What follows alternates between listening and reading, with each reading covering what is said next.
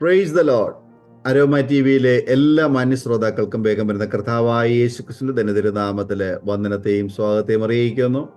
നിങ്ങളെല്ലാവരും സൗഖ്യത്തോടെ ക്ഷേമത്തോടെ ആയിരിക്കുന്നു എന്ന് ഞങ്ങൾ വിശ്വസിക്കുകയാണ്. ഓരോ ദിവസവും വ്യത്യസ്തമായ ജീവിതാനുഭവവും അനുഗ്രഹിക്കപ്പെട്ട സാക്ഷ്യവും വചനചിന്തകളും ഒക്കെയായി നിങ്ങളോടൊപ്പം സമയം ചിലവഴിക്കുന്നത് ഞങ്ങൾക്ക് വളരെ സന്തോഷമുണ്ട്. ഞങ്ങളുടെ ഈ ശുശ്രൂഷ നിങ്ങൾക്ക് ഓരോരുത്തർക്കും വളരെ അനുഗ്രഹിക്കപ്പെട്ടുകൊണ്ടിരിക്കുന്നു എന്നുള്ളതായ വിശദാംശങ്ങൾ, ഫോൺ കോളുകൾ ഒക്കെ ഞങ്ങൾക്ക് ലഭിച്ചുകൊണ്ടിരിക്കുന്നു. ഞങ്ങൾക്ക് നിങ്ങൾക്ക് വേണ്ടി പ്രാർത്ഥിക്കുവാൻ കർത്താവ് കൃപ ചെയ്തുകൊണ്ടിരിക്കുന്നു. ഈ മിനിസ്ട്രി ഓർത്ത് നിങ്ങൾ പ്രാർത്ഥിക്കുന്നതിന് വളരെ നന്ദി. കർത്താവ് നമ്മ എല്ലാവരെയും ധാരാളം അനുഗ്രഹിക്കുമാറാകട്ടെ. ഈ ശുശ്രൂഷ നിങ്ങളുടെ ജീവിതത്തിൽ അനുഗ്രഹമായി തീരുന്നത് പോലെ മറ്റനേകർക്കും അനുഗ്രഹമായി തീരേണ്ടതിന് നമുക്ക് ഒരുമിച്ച് ഈ ശുശ്രൂഷയിൽ പങ്കാളിത്തം വഹിക്കുവാൻ കർത്താവ് സഹായിക്കട്ടെ. ഇന്ന് നമ്മുടെ ക്ഷണം സ്വീകരിച്ച് നമ്മോട് അനുഗ്രഹിക്കപ്പെട്ട ജീവിതാനുഭവം സാക്ഷ്യം പങ്കുവയ്ക്കുന്നതിന് കർത്താവിൻ്റെ ദാസി ജെസ്സി ബിനു കട്ടപ്പനയിൽ നിന്നും ജോയിൻ ചെയ്തിട്ടുണ്ട്. തുടർന്ന് കർത്താവിൻ്റെ ദാസി തൻ്റെ ജീവിതാനുഭവവും സാക്ഷ്യവും ഒക്കെ നമ്മളോട് പങ്കുവയ്ക്കാൻ നമുക്ക് ഏവർക്ക് ശ്രദ്ധയോട് പ്രാർത്ഥനയായിരിക്കുമ്പോൾ കർത്താവിൻ്റെ ദാസി ജെസ്സി ബിനുവിനെ തികഞ്ഞ സ്നേഹത്തോടും ആദരവോടും കൂടി ഞങ്ങൾ സ്വാഗതം ചെയ്തുകൊള്ളുന്നു. പ്രൈസ് ലോർഡ് സിസ്റ്ററെ. Praise Lord. Praise Lord. Praise Lord. എന്തൊക്കെയുണ്ട് വിശേഷങ്ങൾ? സന്തോഷമായിട്ടിരിക്കുന്നു. ഓക്കെ. അരോമ ടി വിയിലെ പ്രേക്ഷകരോടൊപ്പം സിസ്റ്ററെ ഒന്ന് പരിചയപ്പെടുത്താൻ ഞങ്ങൾക്ക് വളരെ സന്തോഷമുണ്ട്. എവിടെ നിന്നാണ് സിസ്റ്റർ ജോയിൻ ചെയ്തിരിക്കുന്നത്? വീട്ടിൽ ആരൊക്കെ ഉണ്ടെന്നൊന്ന് പറയാമോ? തീർച്ചയായിട്ടും. വീട്ടില് ഞാനും പാസ്റ്ററും എന്റെ 3 മക്കള്. ഞാനിപ്പോ ഇടുക്കി കട്ടപ്പന ജോയിൻ ചെയ്തേക്കുന്നത്. ഓക്കെ.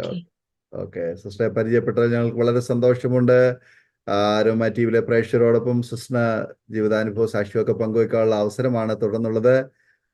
മുന്നോട്ട് പോകുന്നതിന് മുൻപ് മാതാപിതാക്കന്മാരെ കുറിച്ചും സഹോദരങ്ങളെ കുറിച്ചും അതുപോലെ എവിടെയാണ് സ്ഥലം എന്നൊക്കെ ഒന്ന് പറയാമോ? തീർച്ചയായിട്ടും പറയാം. എന്റെ വീട് കട്ടപ്പന ഈട്ടിത്തോപ്പ് എന്ന് പറഞ്ഞ സ്ഥലത്താണ്. എന്റെ മാതാപിതാക്കളെ, എന്റെ അപ്പയുടെ പേര് തങ്കപ്പൻ, അമ്മയുടെ പേര് കുഞ്ഞമ്മ. ഞങ്ങള് 4 മക്കളായിരുന്നു. അതിലൊരു ഒരാള് നേരത്തെ മരിച്ചുപോയി. ഞങ്ങൾ 3 പേര്, 3 പെണ്ണുങ്ങളാണ്. ജീവിതാനുഭവം പറഞ്ഞ 91 എന്റെ അമ്മയ്ക്ക് ചെറിയൊരു മാനസിക രോഗം ഉണ്ടായി. ആ രോഗത്തോടനുബന്ധിച്ച് വളരെ പ്രയാസത്തിലൂടെ കടന്നുപോയൊരു കുടുംബമാണ്. എന്നാൽ ദൈവം ഞങ്ങളെ അവിടെയെല്ലാം സൂക്ഷിച്ചു. ഞങ്ങൾക്ക് വലിയൊരു അനുഗ്രഹത്തോടെ ദൈവം ഞങ്ങളെ പരിപാലിച്ചു. ഒരമ്മയുടെ സ്നേഹവും ഒരപ്പന്റെ സ്നേഹവും കൂടി എന്റെ പപ്പ ഞങ്ങൾക്ക് തന്നു. ഞങ്ങളെ വഴി നടത്തി, ഞങ്ങളെ കൂട്ടിക്കൊണ്ടുപോയി. ആത്മീയ മേഖലയ്ക്കകത്താണേലും ഞങ്ങളെ അങ്ങനെ തന്നെ നടത്തി. ഞങ്ങളുടെ ജീവിതത്തിൽ ഞാൻ ജനിച്ചത് പെന്തക്കോസ്ത് അനുഭവത്തിലൂടെയാണ്. പ്രത്യേകമായ ദൈവ സാന്നിധ്യത്തിലൂടെ കടന്നു വരാൻ ദൈവം സഹായിച്ചു. അപ്പൊ തന്നെ ദൈവിക കാര്യങ്ങൾക്ക് മുൻതൂക്കം കൊടുത്ത ദൈവം എന്നെ നടത്തി. ആമേൻ. കർത്താവിന്റെ വേലയിലായിരിക്കുന്നു. വളരെ അനുഗ്രഹിക്കപ്പെട്ട ഒരു കുടുംബം.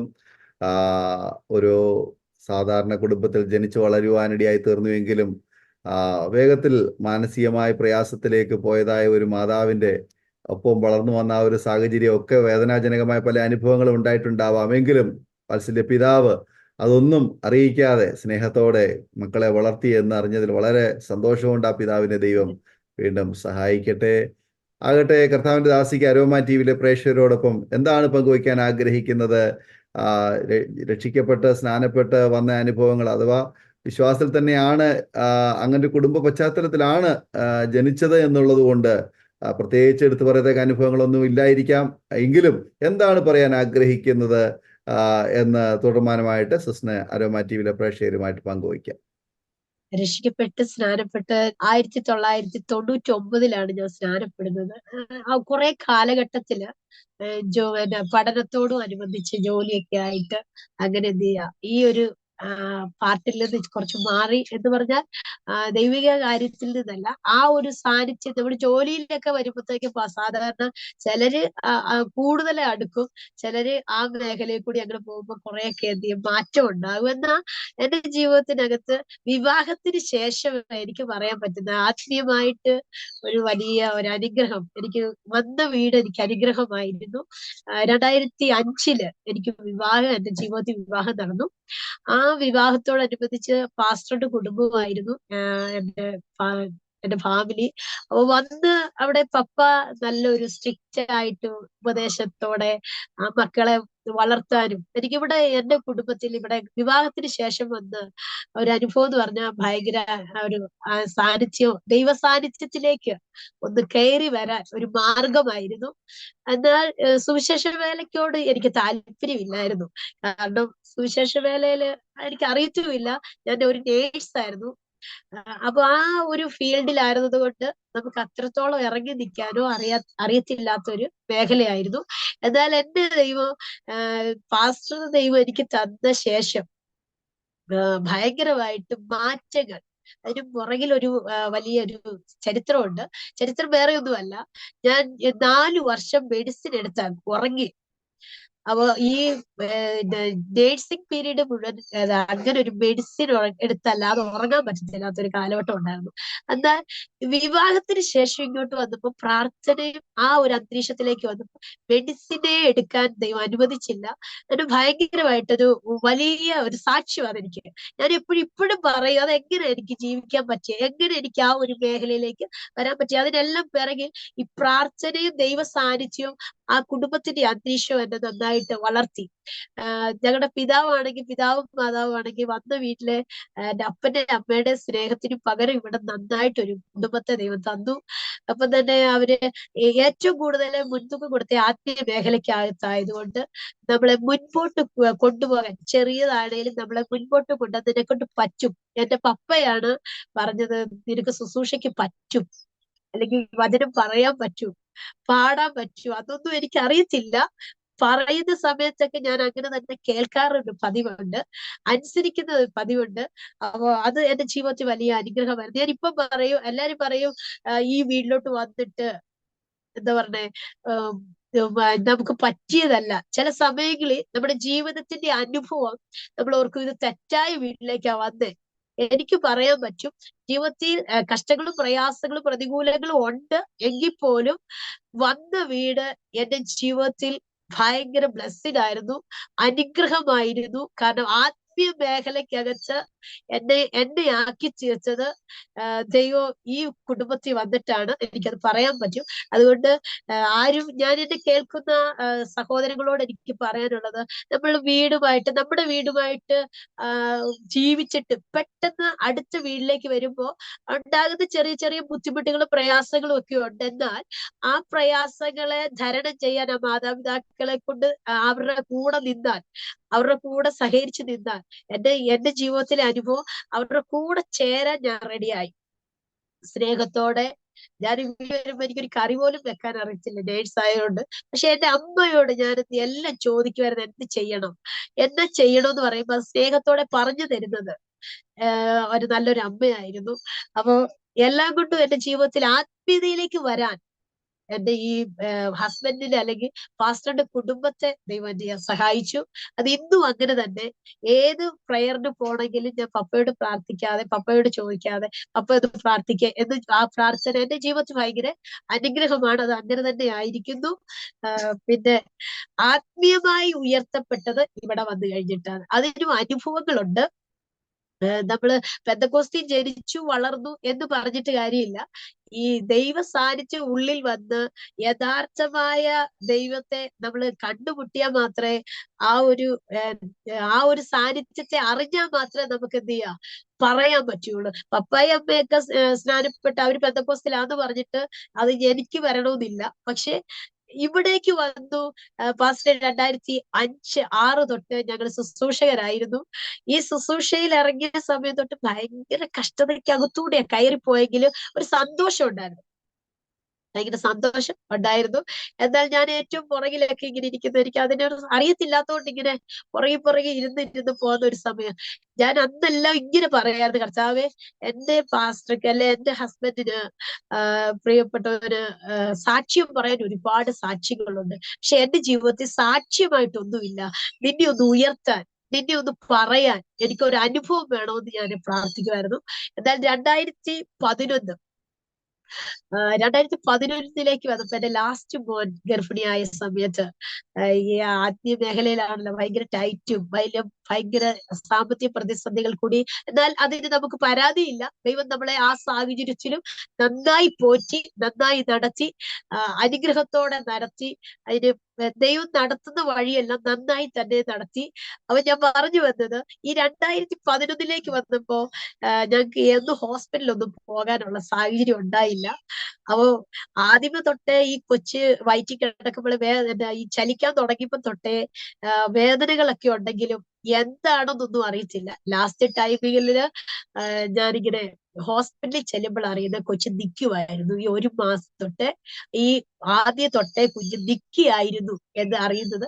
നിന്നത് കൊണ്ട് അവര് ഡെലിവറി നടക്കത്തില്ല, ഓപ്പറേഷനെ നടക്കുള്ളൂ എന്നിങ്ങനെ പറഞ്ഞ് ഹോസ്പിറ്റലിൽ ചെല്ലുവാനിടയായി. എന്നാൽ ഞാനിങ്ങനെ സമാധാനിപ്പിച്ചു. കാരണം 3-മത്തല്ലേ, നമുക്ക് എന്തായാലും ഓപ്പറേഷൻ ആണെങ്കിലും സാരമില്ല, നമുക്ക് ഡെലിവറി നിർത്തുകയും കൂടെ ചെയ്യാം. ആ ഒരു ചിന്ത എന്നെ ബലപ്പെടുത്തി. എന്നാൽ എന്റെ ഹൃദയത്തിനകത്തൊരു ഭയങ്കര വേദന ഉണ്ടായിരുന്നു. അപ്പൊ ഞാൻ 1 മാസം തൊട്ടേ പ്രാർത്ഥിക്കുമല്ലോ ഒരു ഡെലിവറി. എന്റെ ഇങ്ങനെ ആയിപ്പോയ ഞാൻ ആരോടും പറഞ്ഞില്ല. എന്റെ ഹൃദയത്തിലെ വേദന ഞാൻ മറ്റാരോടും പറഞ്ഞില്ല. ഇങ്ങനെ പ്രാർത്ഥിച്ചുകൊണ്ടിരുന്നു. എന്നാൽ കോട്ടയം മെഡിക്കൽ കോളേജ് ജില്ലാ ആശുപത്രിയിൽ ആദ്യമേ ചെന്നു. ആ സമയത്ത് ഞങ്ങളോട് പറഞ്ഞു, ഞായറാഴ്ചയാണ് നിങ്ങൾ ഇങ്ങോട്ട് വരണ്ട, പെയിൻ വരുന്ന സമയം ഞായറാഴ്ചയാണെങ്കിൽ ഇങ്ങോട്ട് വരണ്ട, നേരെ മെഡിക്കൽ കോളേജിലേക്ക് പൊക്കോണമെന്ന് പറഞ്ഞു. ഈ മെഡിക്കൽ കോളേജ് എന്റെ ജീവിതത്തിൽ ഭയങ്കര വഴിത്തിരിവായിരുന്നു. ആത്മീയ മേഖലയ്ക്കകത്ത് ശുശ്രൂഷയിലേക്ക് പ്രവേശിക്കുവാൻ മെഡിക്കൽ കോളേജ് എനിക്ക് ഭയങ്കര അനുഗ്രഹമായിരുന്നു. അവിടെ ചെന്ന് പെട്ടെന്ന് ഞായറാഴ്ച ഒരു പെയിൻ വന്നു. ഈ പെയിൻ വന്ന് ഞങ്ങള് ഹോസ്പിറ്റലിലേക്ക് പോകുന്ന വഴിക്ക് വണ്ടി സ്ട്രക്കായി, വണ്ടി പോകത്തില്ല. വണ്ടി പോകാതിരുന്നപ്പോ ഞാൻ പറഞ്ഞു, നമുക്ക് വണ്ടിക്ക് വേണ്ടി പ്രാർത്ഥിക്കും, പോകാൻ ദൈവം സഹായിക്കും. പ്രാർത്ഥിച്ചു. അത് അവിടെ ചെന്ന് കഴിഞ്ഞപ്പോ എന്റെ പെയിൻ മാറി. എന്നാൽ കറക്റ്റ് ടൈമില് എനിക്കൊന്ന് മനസ്സിലാകുന്നു. ഡോക്ടറെ സ്കാൻ എടുത്തിട്ട് പറഞ്ഞു, കൊച്ചു നിൽക്കുകയായതുകൊണ്ട് ഓപ്പറേഷൻ നമുക്ക് ഫിക്സ് ചെയ്യാം. ഓപ്പറേഷൻ ഒക്കെ ഫിക്സ് ചെയ്ത സമയത്ത് എന്നെ വല്ലാതെ വേദനിപ്പിച്ചു. ഒരു 21 ദിവസം ആ ഹോസ്പിറ്റലിൽ കിടക്കേണ്ടി വന്നു. ഞങ്ങളുടെ കയ്യിലേക്ക് ക്യാഷ് എല്ലാം തീരാറായ സമയത്ത് ഞാനിങ്ങനെ വല്ലാതെ വിഷമത്തോടെ ഇരിക്കുന്ന സമയത്ത് ഒരു ദൈവത്തിന്റെ അഭിഷക്തൻ, നമ്മളെ ഓർക്കുന്ന ദൈവമാണെന്നും നമ്മുടെ ഹൃദയത്തെ അറിയുന്നവനാണെന്നും നമ്മുടെ ആഗ്രഹത്തെ മാനിക്കുന്നവനാണെന്നും എനിക്ക് അന്ന് മനസ്സിലായി. ഒരഭിഷക്തൻ ഞാൻ ഇതുവരെ കണ്ടിട്ടില്ല, പിന്നെ ഞാൻ കണ്ടിട്ടില്ല. ഒരഭിഷക്തൻ ഞങ്ങളുടെ അതുവഴി ഞങ്ങളുടെ ഹോസ്പിറ്റലിലെ വിസിറ്റിംഗിന് വന്നു. അതിങ്ങനെ പ്രാർത്ഥിച്ചു പോകുന്ന പതിവാ. പക്ഷെ അന്ന് എന്റെ അടുക്കൽ കൂടി ഇങ്ങനെ കടന്നു പോയപ്പോ എനിക്കൊരു നാണം ഉണ്ടായിരുന്നു. ആത്മീയ മേഖലയിൽ ഭയങ്കര നാണമുള്ള ഒരു കൂട്ടമായിരുന്നു. കാരണം സ്തോത്രം ഹല്ലേലൂയൊക്കെ പറയുന്നത് ഭയങ്കര നാണമായിരുന്നു. അതുവരെ ഞാൻ ഫാസ്റ്ററുടെ ഭാര്യയാണെങ്കിൽ പോലും നാണം. ഇത് ഞാൻ പറയുമ്പോൾ ഒരുപാട് അനുഭവത്തിലുള്ളവരുണ്ടാവാം. ഇതിനകത്തൊരു വ്യത്യാസം കർത്താവ് നൽകും. ഞാൻ വിശ്വസിക്കുന്നു, എന്നെ മാറ്റിയെടുത്ത, എന്റെ ജീവിതത്തെ മാറ്റിയെടുത്ത ഒരു അഭിഷക്തന്റെ ഭാര്യ എന്ന നിലയ്ക്ക് എന്നെ മാറ്റിയെടുത്ത ആ ഒരു ദൈവസാന്നിധ്യം ഒരുപാട് ദൈവദാസിമാർക്ക്, ഒരുപാട് സ്നേഹിതർക്ക് ഇത് അനുഗ്രഹമായിരിക്കുമെന്ന് ഞാൻ വിശ്വസിക്കുന്നു. അപ്പൊ ഞാനിങ്ങനെ പാസ്റ്റർ ഇങ്ങനെ കടന്നുപോയപ്പോ എന്റെ ഹൃദയത്തിനകത്ത് പറഞ്ഞു, ആ പാസ്റ്ററെ വിളിച്ച് പ്രാർത്ഥിക്കുക. അപ്പൊ എനിക്കറിയത്തില്ല അതൊരു ദൈവശബ്ദമാണെന്ന് എനിക്കറിയത്തില്ല. പക്ഷേ 2-3 കട്ടില് കടന്നുപോയി. പിന്നെ എന്നോട് സംസാരിക്കുന്നു, വിളിച്ചു പ്രാർത്ഥിക്കുക. ഈ വിളിച്ചു പ്രാർത്ഥിക്കാൻ പറഞ്ഞ സമയത്ത് എനിക്ക് പിന്നെ നാണം. ഇത്രയും ജനത്തിന്റെ നടുവിൽ എങ്ങനെ പ്രാർത്ഥിക്കും, എങ്ങനെ ഇവരോട് പറയുന്നത് എന്നൊക്കെ ഓർത്ത സമയത്ത് പെട്ടെന്ന് 3-മത്തെ പ്രാവശ്യം ഇനി അടിച്ചു പറയുന്ന പോലെ വിളിച്ചു പ്രാർത്ഥിക്കുക എന്നിങ്ങനെ പറയുന്നതായിട്ട് എന്റെ ഹൃദയത്തിൽ വന്നു. ഞാൻ ചെന്ന് പാസ്റ്റർ ഇടയ്ക്ക് ചെന്ന് ചെന്ന് പറഞ്ഞു, പാസ്റ്റർ എനിക്ക് വേണ്ടി ഒന്ന് പ്രാർത്ഥിക്കണം. ആ പാസ്റ്റർ ക്ഷമയോടെ എന്റെ കട്ടിലിന്റെ അടുക്കിലേക്ക് വന്നു. അവിടെ വെച്ച് പ്രാർത്ഥിച്ചില്ല. എനിക്ക് ആ ദൈവ അഭിഷേകത്തിന്റെ ആ ഒരു ചലനങ്ങളൊക്കെ ഞാൻ ശ്രദ്ധിച്ചു. കാരണം ഞാൻ എവിടെ നിന്നോ അവിടേക്ക് എന്റെ കൂടെ വരാനും, അവിടെ വന്ന് ആദ്യമേ പ്രാർത്ഥിച്ചത് ഇങ്ങനെയാ, ദൈവത്തിന്റെ ദാസി, ഞാൻ പറഞ്ഞില്ല, പാസ്റ്ററുടെ ഭാര്യ എന്ന് പറഞ്ഞില്ല. ദൈവത്തിന്റെ ദാസി, നിങ്ങൾ പാസ്റ്റർക്ക് മാത്രമല്ല ശുശ്രൂഷ, നിങ്ങളെ ദൈവം ഏൽപ്പിച്ചിട്ടുണ്ട്. അത് സ്വീകരിക്കാൻ നിങ്ങൾ റെഡിയാണെങ്കിൽ ഇന്നു പകൽ നിങ്ങളെ വിടിവിപ്പാൻ കർത്താവ് ശക്തനാണെന്ന് പറഞ്ഞു. അപ്പൊ എന്റെ ഹൃദയത്തിനകത്തൊരു ചിന്ത വന്ന്, വിടിവിച്ചാലല്ല, ഡോക്ടർ പറഞ്ഞേക്കുന്ന ഒരു ചിന്ത എന്റെ ഹൃദയത്തിനകത്ത് വന്നതുകൊണ്ട് ഇത് മാറ്റാൻ പറ്റത്തില്ല. കാരണം ഈ കാലഘട്ടത്തിൽ നമുക്ക് അതൊരു അനുഭവം പറയാം. ഡോക്ടർമാര് പറയുന്നതായ പിന്നെ വാക്ക്, അത് മനുഷ്യൻ പറയുന്നേക്കാളും മുൻപേ നമ്മളത് ഇങ്ങനെ നമ്മുടെ ഹൃദയത്തിനകത്ത് അങ്ങോട്ട് അച്ചടിച്ച പോലെ ഇരിക്കും. അത് മാറത്തില്ല. ഇപ്പൊ ഒരു രോഗമാണെങ്കിൽ ആ രോഗം മാറണമെങ്കിൽ ഡോക്ടർ എന്തെങ്കിലും ഒന്ന് പറയണം, അല്ലെ ചെയ്യണം, ചെയ്താൽ മാത്രമേ അത് നമ്മുടെ അങ്ങനെ ഉറച്ചൊരു വിശ്വാസം. അത് എന്തായോ അത് എനിക്കറിയില്ല. പക്ഷെ എന്റെ ജീവിതത്തിൽ ഞാൻ പറഞ്ഞു, ഡോക്ടർ പറഞ്ഞേക്കുന്നത് എന്ത് ചെയ്യും, ഓപ്പറേഷനാ, അതേ നടക്കും, പിന്നെ നോക്കാം എന്ന് ഹൃദയത്തിലേ പറഞ്ഞുള്ളൂ. പക്ഷെ പാസ്റ്റർ രണ്ടുപേരെ, എന്നെ പോലെ തന്നെ ഒരു സ്ത്രീയും കൂടെ ഉണ്ടായിരുന്നു. അവര് രണ്ടുപേരോട് പറഞ്ഞു, ഞങ്ങളോട് രണ്ടുപേരോട് പറഞ്ഞു, വയറൊന്നിച്ചു പിടിക്കാം. ഞങ്ങൾ ഇങ്ങനെ ചേർന്ന് പിടിച്ചു. യേശുവിന്റെ നാമത്തിൽ തിരിഞ്ഞ് വീട് നോർമലായി കുഞ്ഞാവട്ടെ എന്ന് പറഞ്ഞു. ഫസ്റ്റ് അതിശയം എന്ന് പറയാ, നിമിഷ നേരം കൊണ്ട് കുഞ്ഞ് തിരിഞ്ഞു വീണു. ഏമേൻ. എനിക്ക് ഭയങ്കര ഒരു അത്ഭുതം എന്ന് പറഞ്ഞാൽ, അതുവരെ എനിക്ക് ഇരിക്കത്തില്ലായിരുന്നു, നിൽക്കത്തില്ലായിരുന്നു, കിടക്കത്തില്ലായിരുന്നു, അതുപോലെ വേദനയായിരുന്നു. കുഞ്ഞ് നിന്ന് ചവിട്ടി ചവിട്ടി. അപ്പോ ഈ കുഞ്ഞ് വീഴാൻ പറഞ്ഞ സമയം തന്നെ അഭിഷേകത്തിന്റെ വാക്ക് എന്റെ ഉദരത്തിനകത്ത് തലമുറയെ തിരിച്ചു. ഈ തിരിച്ചിട്ടപ്പോ ഞാൻ അന്നേരം വരെ നാണമായിരുന്നു. അന്നേരം വരെ നാണമായി എന്റെ തനിയെ ദൈവത്തെ സ്തുതിക്കാൻ എന്റെ നാവിനെ സ്വർഗം ബലപ്പെടുത്തി. അന്ന് തൊട്ട് ഈ ശബ്ദത്തെ എടുക്കാൻ, യേശുവിനെ ഉയർത്താൻ, യേശുവിന് വേണ്ടി നിൽക്കാൻ എന്റെ ഹൃദയത്തെ, എന്റെ മനസ്സിനെ, എന്റെ ശരീരത്തെ കർത്താവ് ഒരുക്കി എന്ന് പറഞ്ഞാൽ, എന്റെ ജീവിതത്തിലെ അനുഭവം തിരിച്ചിട്ടപ്പോ എന്റെ ഹൃദയത്തെ ദൈവം ഒന്ന് തൊട്ടു. അപ്പൊ ഓരോരുത്തർക്കും ഓരോ വ്യത്യസ്തമാ കർത്താവിലേക്ക് വരാൻ. എനിക്ക് അത്രയും മതിയായിരുന്നു. ഓരോരുത്തർക്കും ഓരോ സാഹചര്യമല്ലോ, ദൈവം സഹായിക്കട്ടെ. അപ്പൊ തന്നെ അവിടുന്ന് പ്രസവിച്ചില്ല. 1-ാം തീയതി വരെ കർത്താവിനെ വെയിറ്റ് ചെയ്യിച്ചു. അന്ന് തൊട്ട് ദൈവത്തിന്റെ അഭിഷേകനെ ആ ഒരു മെഡിക്കൽ കോളേജ് എനിക്ക് ശുശ്രൂഷയ്ക്ക് വേണ്ടി കർത്താവ് ഒരുക്കപ്പെട്ടൊരു ഇടമായി. എല്ലാ പേഷ്യൻസിനെ, എല്ലാ രോഗികളുടെ അടുക്കൽ ചെന്ന് ഞാൻ പ്രാർത്ഥിക്കും. എല്ലാവരുടെ അടുക്കൽ ചെന്ന് പ്രാർത്ഥിക്കും. അവിടെ അന്ന് തൊട്ട് എനിക്ക് പ്രാർത്ഥിക്കാൻ മടിയില്ലാതെ ജനത്തിലേക്ക് ഇറങ്ങിച്ചെല്ലാൻ. എന്നോട് അവർ ചോദിക്കുമായിരുന്നു, ജെസ്സി നീ പ്രസവിക്കാൻ വന്നതാണോ പ്രാർത്ഥിക്കാൻ വന്നതാണോ? അങ്ങനൊരു അനുഭവം. കാരണം ജീവിതത്തിൽ ഞാൻ അങ്ങനെ പെട്ടെന്ന് നമ്മുടെ ജീവിതത്തെ മാറ്റുമ്പോ, കർത്താവ് മാറ്റുമ്പോ പിന്നെ ആ അനുഭവം നമ്മുടെ ജീവിതത്തിൽ ഉണ്ടാകണേ. അപ്പോ പിന്നെ 1-ാം തീയതി അന്ന് രാത്രിയിൽ എനിക്കൊരു അനുഭവം ഉണ്ടായി. ഈ ദൈവം നമുക്ക് വേണ്ടി എന്തെങ്കിലും ഒന്ന് ചെയ്താ കർത്താവിന് വേണ്ടി തിരിച്ച് ചെയ്യണമെന്ന് എന്നെ പഠിപ്പിച്ചൊരു ദിവസം കൂടിയായിരുന്നു അന്ന്. അന്ന് എനിക്ക് ഭയങ്കര പെയിൻ. അന്ന് ഞാൻ ഓർത്തെ, എന്തായാലും കുഞ്ഞ് തിരിഞ്ഞു വീണ് അന്ന് പ്രസവിക്കാനാണെന്ന് ഓർത്തെ. പക്ഷേ അന്ന് രാത്രിയില് അതേ അഭിഷക്തൻ ഒരിക്കൽ കൂടി വന്നിട്ട് പറഞ്ഞു, ഞങ്ങൾക്ക് ലേബർ റൂമിൽ കയറാൻ പറ്റത്തില്ല സിസ്റ്ററെ, നിങ്ങൾ ഇപ്പൊ കയറണം. ചെന്നിട്ട് നിങ്ങളെ വിടുവിച്ച ദൈവത്തിന് അവിടെയുള്ള ദൈവജനത്തെ, അല്ലെ കുഞ്ഞുങ്ങളെ വിടുവിപ്പാൻ കഴിയും. മെഡിസിൻ വെച്ചിട്ട് പ്രസവിക്കാത്ത കുഞ്ഞുങ്ങൾ നിരാശപ്പെട്ട് അതിനകത്ത് അങ്ങോട്ടും ഇങ്ങോട്ടും നടക്കുന്നുണ്ട്. പാസ്റ്റർക്ക് അറിയത്തില്ല, പക്ഷെ എന്നോട് പറഞ്ഞത് അങ്ങനെയാ. ഞാൻ കയറി ചെന്നപ്പോഴത്തേക്ക് എന്റെ ഹൃദയത്തിനകത്തൊരു ചിന്ത വന്ന്, എന്തായാലും എനിക്ക് നല്ലപോലെ പെയിൻ വന്നാൽ എനിക്ക് കയറിപ്പോകാം, എനിക്കും പ്രസവിക്കാം, അവർക്ക് വേണ്ടി പ്രാർത്ഥിക്കാം. ഇത് നമ്മുടെ എന്താ പറഞ്ഞേ, നമ്മുടെ മനസ്സാണ്. പക്ഷെ ആ മനസ്സിനെ മാറ്റുന്ന ഒരു ദൈവം ഉണ്ട് എന്ന് പറഞ്ഞ സ്വാർത്ഥത, അതിന് പറയുന്ന വാക്കാ സ്വാർത്ഥത. എനിക്കും അവർക്കും. അപ്പൊ എനിക്ക് വേദന വന്നാലേ എനിക്കും പ്രസവിക്കാൻ പറ്റൂ, ആ സമയം തന്നെ അവർക്ക് പ്രാർത്ഥിക്കാം. പക്ഷെ എന്നെ തിരുത്തിയ ഒരു ദൈവമുണ്ട് അന്ന് രാത്രി. എന്നോട് പിന്നെയും വന്നിട്ട് ചോദിച്ചു, കയറിയില്ലെന്ന് ചോദിച്ചു. ഞാൻ പറഞ്ഞു കയറിയില്ല. പെട്ടെന്ന് കയറാൻ പറഞ്ഞു. കയറി ചെന്ന് ഫസ്റ്റ് അന്ന് രാത്രി മുഴുവൻ ഒരുപാട് ജനത്തിനു വേണ്ടി, ഒരുപാട് സഹോദരികൾക്ക് വേണ്ടി പ്രാർത്ഥിക്കാൻ ദൈവം എന്നെ സഹായിച്ചു. അന്ന് ഞാൻ പ്രസവിച്ചില്ല. അന്ന് രാത്രി മുഴുവൻ അക്കണ്ട ജനത്തിന് മുഴുവൻ പ്രാർത്ഥിച്ചു. ഒരുപാട് പേര് പ്രസവിച്ച് പുറത്തു വന്നു. ഞാൻ പുറത്തു വന്നില്ല. പക്ഷെ എന്റെ സ്വാർത്ഥതയിൽ നിന്ന് മാറ്റി. പിറ്റേ 1-ാം തീയതി ആയപ്പോ പ്രസവിക്കാൻ ഹോസ്പിറ്റലിൽ കയറിയപ്പോ എന്റെ ജീവിതത്തിലെ ചിന്ത മാറി. എനിക്ക് മുന്നേ ഒരാളും കൂടെ ഡെലിവറിക്ക് വേണ്ടി നിൽക്കുന്നു. ആ സഹോദരി പ്രസവിച്ച ശേഷം കർത്താവ് എനിക്ക് പ്രസവിച്ചാൽ മതി, അവര് പ്രസവിച്ച് ഇങ്ങോട്ട് കടന്ന ശേഷം ഞാൻ പ്രസവിച്ചാൽ മതി എന്ന് പറഞ്ഞ് പ്രാർത്ഥിക്കാനിടയായി. കർത്താവ് എന്റെ ഹൃദയത്തെ മാറ്റി, എന്റെ സ്വഭാവത്തെ മാറ്റിയ ഒരു ദിവസമായിരുന്നു അത്. അങ്ങനെ ജീവിതത്തിനകത്ത് കടന്നു വന്നു. എന്നാൽ ശുശ്രൂഷ മേഖലയ്ക്കകത്ത് എന്നെ കർത്താവ് കൂട്ടിക്കൊണ്ടുവരാൻ ഞാൻ വചനം പഠിച്ചൊരു വ്യക്തിയല്ല, പക്ഷേ വചനത്തെ കർത്താവ് ആഴത്തിലേക്ക് പഠിക്കാൻ എനിക്ക് വചനങ്ങൾ അതാത് സമയങ്ങളിൽ ഇന്ന ഭാഗത്ത് ഇന്ന വചനം കിടക്കുന്നു എന്നിങ്ങനെ ഹൃദയത്തിനകത്ത് ദൈവം തന്നുകൊണ്ടിരിക്കും. അങ്ങനെ വചനത്തിലൂടെ കർത്താവ് എന്നെ പഠിപ്പിക്കാനിടയായി. ശുശ്രൂഷയിലേക്ക് വരുമ്പോഴത്തേക്ക് വചന ശുശ്രൂഷ, പാസ്റ്ററുടെ ഭാര്യയല്ലേ, അപ്പൊ വചന ശുശ്രൂഷിക്കാൻ അവസരം കിട്ടും. 2008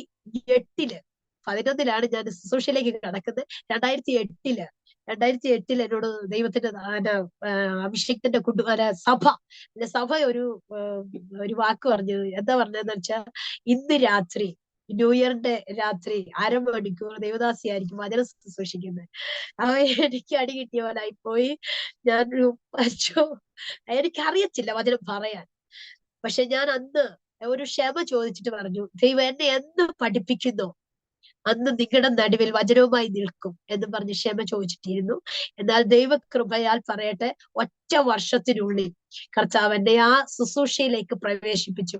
ആദ്യമേ എന്റെ അനുഭവം, ആദ്യമേ വചന ശുശ്രൂഷ തുടങ്ങിയ മനുഷ്യന്റെ മുമ്പിലല്ല, എന്റെ വീടിന്റെ ഫ്രണ്ടിൽ നിൽക്കുന്ന കുറെ മരത്തിന്റെ മുൻപിൽ വചനം പറയാൻ തുടങ്ങി. ആ വചനം ഞാൻ റെക്കോർഡ് ചെയ്യും. എന്റെ സൗണ്ട് ശരിയാണോ, പറയുന്നത് ശരിയാവുന്നുണ്ടോ, ഇങ്ങനെ കയറി വന്നെന്നാൽ ഞാൻ പറഞ്ഞു വരുന്നത്, ശുശ്രൂഷയിലേക്ക് പ്രവേശിച്ച സമയത്ത് വചന ശുശ്രൂഷയിലേക്ക് വന്ന് ആദ്യമേ തനിയെ വചന ശുശ്രൂഷിക്കാൻ പറ്റത്തില്ല. ഇന്ന് എന്നെ കേൾക്കുന്ന സഹോദരിമാരോട് എനിക്ക് പറയാനുള്ളത്, ദൈവം നമ്മളെ പഠിപ്പിക്കുന്നവനാ, നമ്മളെ ഉയർത്തുന്നവനാ, നമ്മുടെ ഹൃദയത്തിലെ ആഗ്രഹത്തെ മാനിക്കുന്നവനാ. ഞാനിത് പറയുമ്പോൾ ഞാൻ ആദ്യമൊക്കെ ഇങ്ങനെ വചനം പറഞ്ഞുകൊണ്ടിരിക്കുമ്പോഴും ആരുടെയും ഹെൽപ്പ് എനിക്ക് ആവശ്യമായിരുന്നു. വചനം വായിച്ചു തന്നാൽ മാത്രമേ ശുശ്രൂഷിക്കത്തുള്ളൂ. എന്റെ ജീവിതത്തിൽ ഞാനൊരു ചെറിയൊരു യൂട്യൂബ് ചാനൽ തുടങ്ങിയിട്ടുണ്ട്, കൃപ മിനിസ്ട്രി. അതിനകത്ത് ഫസ്റ്റ് ചാനലൊക്കെ നോക്കിയാല് രണ്ടുപേരും മൊബൈലിൽ ഒരാൾ ഇങ്ങനെ കോളിൽ നിന്നിട്ട് അവരെനിക്ക് വചനം വായിച്ചു തരുമ്പോ ആ സമയം ഞാൻ എന്ത് ചെയ്യാം, വചനം ശുശ്രൂഷിക്കുന്നതായിട്ട് റെക്കോർഡ് ചെയ്ത് നിൽക്കുന്നതായിട്ട് എനിക്ക് എന്ത് ചെയ്യാം, ഞാൻ അങ്ങനെയായിരുന്നു. എന്നാൽ എനിക്ക് കറക്റ്റ് ടൈമിൽ ഇത് റെക്കോർഡ് ചെയ്യാൻ പറ്റാതെ, ശുശ്രൂഷ ചെയ്യാൻ പറ്റാതിരിക്കുന്നതുകൊണ്ട് എനിക്ക് ഭയങ്കര ഭാരമായിരുന്നു. ഞാൻ അന്ന് ദൈവത്തോട് പറഞ്ഞു, കർത്താവേ എനിക്ക് തനിയെ പറയണം, എനിക്ക് തനിയെ മറ്റുള്ളവരെ ആശ്രയിക്കാതെ ഈ വചനത്തെ തന്നെ വായിച്ച് വചനത്തെ തന്നെ ശുശ്രൂഷിക്കാൻ എന്നെ പ്രാപ്തയാക്കണം. എന്നാൽ ദൈവം എന്നെ ആ മേഖലയിലേക്കും എന്റെ ഹൃദയത്തിലെ ആഗ്രഹം പോലെ കർത്താവ് എന്നെ നിലനിർത്തി. ഇന്നു കർത്താവിന്റെ കൃപയാൽ വചനം ശുശ്രൂഷിക്കുവാൻ തക്കവണ്ണം, അല്ലെങ്കിൽ പ്രാർത്ഥിക്കുവാൻ തക്കവണ്ണം ദൈവം എന്നെ സഹായിക്കുന്നു. അപ്പോ ഈ കൊറോണ കാലഘട്ടം എന്റെ ജീവിതത്തിലെ ആത്മീയ ഉയർച്ചയായിരുന്നു, ആത്മീയ വളർച്ചയായിരുന്നു. ഭയങ്കരമായിട്ട് ദൈവം എന്നെ ബലപ്പെടുത്തിയ ഒരു വർഷമായിരുന്നു ഈ കൊറോണ കാലഘട്ടം. എല്ലാരും പറയും എന്നെ പുറത്തു കൊണ്ടുവരാൻ വേണ്ടി, അല്ലെങ്കിൽ എന്റെ ജീവിതത്തെ പുറത്തു കൊണ്ടുവരാൻ വേണ്ടി, എന്റെ ആത്മീയ മേഖലയെ പുറത്തു കൊണ്ടുവരാൻ വേണ്ടി ഒരു ടൈം ആയിരുന്നു എന്ന് എനിക്ക് പറയാൻ പറ്റും. എന്റെ ജീവിതത്തിൽ വലിയ അനുഗ്രഹങ്ങളും ആത്മീയ അനുഗ്രഹത്താൽ എന്നെ നിറച്ച ഒരു വർഷമായി ഞങ്ങളെ കുടുംബമായി. ഇപ്പോ എന്നെ കേൾക്കുന്ന ദേവദാസിമാർ അല്ലെ ദൈവ കുഞ്ഞുങ്ങൾ എന്നെ കേൾക്കുന്നുണ്ടല്ലോ. അപ്പൊ എനിക്ക് അവരോട് പറയാനുള്ളത് ഒരു കാര്യമുണ്ട്. കുടുംബമായി ഒരുമിച്ച് ദൈവിക ശുശ്രൂഷയിലേക്ക് പ്രവേശിക്കുവാൻ ഈക്വലായിട്ട് ഭയങ്കരമായി ദൈവം ഒരുമിച്ച് ഐക്യതയോടെ നിർത്തുവാൻ ദൈവം സഹായിക്കുന്നു. അതുപോലൊരു മേഖലയിലേക്ക് പരിശുദ്ധാത്മാവ് നമ്മളെ കൊണ്ടുപോകും. ആഗ്രഹിക്കുന്ന ആത്മാവിനെ തൃപ്തിപ്പെടുത്തുന്ന ഒരു ദൈവത്തിന്റെ സാന്നിധ്യം. എനിക്ക് തോന്നുന്നു ദൈവത്തിന്റെ അഭിഷേകത്തിൽ പ്രാർത്ഥിക്കുമായിരുന്നു ഞാനും അതോടൊപ്പം കയറി വരണമെന്ന്. എനിക്ക് നല്ലൊരു സപ്പോർട്ടായിരുന്നു പ്രാർത്ഥിക്കാനും വചനം പറയാനും. ഇപ്പോഴാണെങ്കിലും ഈ ടൈമുകളെ എനിക്ക് വേണ്ടി ഒരുക്കാൻ, ശുശ്രൂഷയിലേക്കും എന്നെ സപ്പോർട്ട് ചെയ്യാൻ എനിക്ക് പ്രിയപ്പെട്ടവർ എനിക്ക് എന്റെ കൂടെ നിൽക്കുമായിരുന്നു. അതുകൊണ്ട് നിങ്ങളോട് പറയാൻ ആഗ്രഹിക്കുന്നത്, ചേർന്നു വരാൻ ഭാരത്തോടെ ഒറ്റയ്ക്കായി പോയോ, ഒറ്റപ്പെട്ടു പോയവർ എന്നെ കേൾക്കുന്നുണ്ടെങ്കിൽ ഞാൻ ആത്മാവിൽ പറയാൻ ആഗ്രഹിക്കുന്നു, എന്നെയും നിന്നെയും ഒരുമിച്ച് നിർത്തുന്ന ഒരു ദൈവത്തിന്റെ സാന്നിധ്യം ദൈവം മഹത്വപ്പെടുത്തുവാൻ, ദൈവത്തിന്റെ നാമം മഹത്വപ്പെടുത്തുവാൻ, ദൈവത്തിന്റെ നാമത്തെ ഉയർത്താൻ ദൈവം സഹായിക്കും. ഒപ്പം തന്നെ എന്നെ ആദ്യമായി ദൈവവചനത്തിലേക്ക് പ്രവേശിച്ച സമയത്ത് എന്റെ അനുഭവം വിശ്വാസത്തെ തന്ന ചില ദൈവ ശബ്ദങ്ങളുണ്ട്. ആദ്യമായി ഞാനിങ്ങനെ ദൈവത്തോട് ചോദിച്ചു, കർത്താവേ, ഞങ്ങളുടെ ജീവിതത്തിൽ ഒരു അനുഗ്രഹം തരുമോ? എല്ലാരും പറയുന്ന പോലെ നമുക്ക് എനിക്ക് അങ്ങോട്ട് കേൾക്കാൻ പറ്റില്ലായിരുന്നു. പക്ഷെ ഞാൻ ദൈവത്തോട് ചോദിച്ചു, കർത്താവേ, നീ എന്നെ അനുഗ്രഹിക്കുമോ? എനിക്കൊന്നു വെള്ളിയാഴ്ചയാ ഞാൻ ഫാസ്റ്റിങ്ങോടെ ഇരിക്കുന്ന സമയത്ത് എന്നോട് ദൈവാത്മാവ് സംസാരിച്ചു. 27 സങ്കീർത്തനം അതിന്റെ 13 വാക്യം, ഞാൻ ജീവനുള്ളവരുടെ ദേശത്ത് യഹോവയുടെ നന്മ കാണുമെന്ന് വിശ്വസിച്ചില്ല എങ്കിൽ കഷ്ടം. ആദ്യമായി കേട്ട ശബ്ദമാ. ഞാൻ ചോദിച്ച അനുഗ്രഹം പ്രാപിക്കുമോ എന്ന് ചോദിച്ച സമയത്ത് എന്നോട് പറഞ്ഞ ഒരു ദൈവ ശബ്ദമായി, എന്താ, ഞാൻ ജീവനുള്ളവരുടെ ദേശത്ത് യഹോവയുടെ നന്മ കാണുമെന്ന് വിശ്വസിച്ചില്ല എങ്കിൽ കഷ്ടം. എന്റെ ജീവിതത്തിനകത്ത് അന്നു മുതൽ വിശ്വസിക്കുവാൻ ദൈവനെ അനുഗ്രഹിക്കും, ജീവനുള്ളവരുടെ ദേശത്ത് എന്നെ മാനിക്കും, ജീവനുള്ളവരുടെ ദേശത്ത് എന്നെ അനുഗ്രഹിക്കുമെന്ന് എന്നെ ഉറപ്പിച്ചൊരു വചനമായി ഈ ദൈവശബ്ദം. അന്നു മുതൽ പിന്നെ അനുഗ്രഹിക്കുമോ എന്ന് ചോദിക്കാൻ കർത്താവ് ഇടവരുത്തിയില്ല. പിന്നീടുള്ള ജീവിതത്തിനകത്ത് വിശ്വാസത്തെ വർദ്ധിപ്പിക്കുവാൻ, വിശ്വാസത്തിൽ ഉറപ്പിക്കുവാൻ. എങ്ങനെ വിശ്വസിക്കാൻ കഴിയും? ഒരു വ്യക്തിയെ നമുക്ക് വിശ്വാസത്തിൽ ഉറപ്പിക്കാൻ എല്ലാ സമയവും നമ്മൾ മനുഷ്യരെ ചില സമയത്ത് ആശ്രയിക്കാറുണ്ട്. നമ്മുടെ ഒരു ആവശ്യം വന്നാൽ, എന്തെങ്കിലും ഒരു കാര്യം വന്നാൽ പെട്ടെന്ന് നമ്മുടെ ഹസ്ബൻഡ് ആകാം, നമ്മുടെ വീട്ടുകാരാകാം, നമ്മളെ ആദ്യമേ നമ്മൾ അങ്ങോട്ടാ പോകുന്നത്. പക്ഷേ എന്റെ ദൈവാത്മാവ് പഠിപ്പിച്ചത് റോമാലേഖനത്തിനകത്തുനിന്ന് ദൈവാത്മാവിനോട് സംസാരിച്ചൊരു ദൈവശബ്ദം ഇങ്ങനെയാ. റോമാലേഖനം 4-ാം അധ്യായം വിശ്വാസത്തിൽ ഉറപ്പിച്ചത് 18-ാം വാക്യം, നിന്റെ സന്തതി ഇവണ്ണമാകുമെന്ന് അരുളി ചെയ്തിരിക്കുന്നത് പോലെ താൻ ബഹുജാതികൾക്ക് പിതാവാകുമെന്ന് അവൻ ആശയ്ക്ക് വിരോധമായി ആശയോടെ വിശ്വസിച്ചു. അവൻ ഏകദേശം 100 വയസ്സുള്ളവനാകിയാൽ തന്റെ ശരീരം നിർജീവമായതും സാറയുടെ ഗർഭപാത്രത്തിന്റെ നിർജീവത്വം ഗ്രഹിച്ചിട്ടും വിശ്വാസത്തെ ക്ഷീണിച്ചില്ല. അവിടെ എന്റെ ദൈവാത്മ പറഞ്ഞു തന്നത്, അബ്രഹാം വിശ്വസിച്ചു, അത് അവന്റെ ജീവിതത്തിൽ നീതിയായി കണക്കിട്ടു. ഞാൻ ചോദിച്ചു, എങ്ങനെ വിശ്വസിച്ച്? ഈ ഒരു സാഹചര്യത്തിൽ ആശയ്ക്ക് വിരോധമായി എന്ന് പറഞ്ഞ പ്രതീക്ഷകൾക്കും പ്രതീക്ഷിക്കാൻ വകയില്ല, ആ സാഹചര്യത്തിലും അബ്രഹാം വിശ്വസിച്ചു. അത് എന്നോട് ദൈവാത്മ സംസാരിക്കുക. ഇങ്ങനെ വിശ്വസിച്ചപ്പോൾ അവന്റെ ജീവിതത്തിൽ തലമുറ ഉണ്ടാകുവാൻ തക്കവണ്ണമായി ആ ജീവിതത്തെ കർത്താവ് ആ മേഖലയിലേക്ക് കൊണ്ടുപോയെന്ന് എന്നെ ഇങ്ങനെ പഠിപ്പിക്കുക, എന്നോട് പറഞ്ഞു തരുന്നത് പോലെ. ഞാൻ അന്ന് ദൈവത്തോട് പറഞ്ഞു, കർത്താവെ, എനിക്കിത് വിശ്വാസം വേണം. അപ്പൊ എന്റെ ജീവിതത്തിലൊരു ടെസ്റ്റ് മണിയായിട്ട് ഞാൻ രാത്രിയിൽ കർത്താവിനോട് പറഞ്ഞു, കർത്താവെ, എന്റെ ജനത്തോട്, എന്റെ സഹോദരങ്ങളോട് പറയത്തക്കവണ്ണം, എനിക്ക് വിശ്വസിക്കുവാൻ തക്കവണ്ണം ഈ വചനത്തിനകത്ത് എനിക്കൊരു വലിയ മർമ്മം, അതിന്റെ ആഴം എനിക്ക് മനസ്സിലാക്കണം. വചനത്തിന് ഭയങ്കര ശക്തിയുണ്ടെന്ന്, വചനത്തിന് ഭയങ്കര ആഴമുണ്ടെന്ന് നീ പറയുന്നുണ്ടല്ലോ, അതെനിക്കൊന്ന് മനസ്സിലാക്കണം.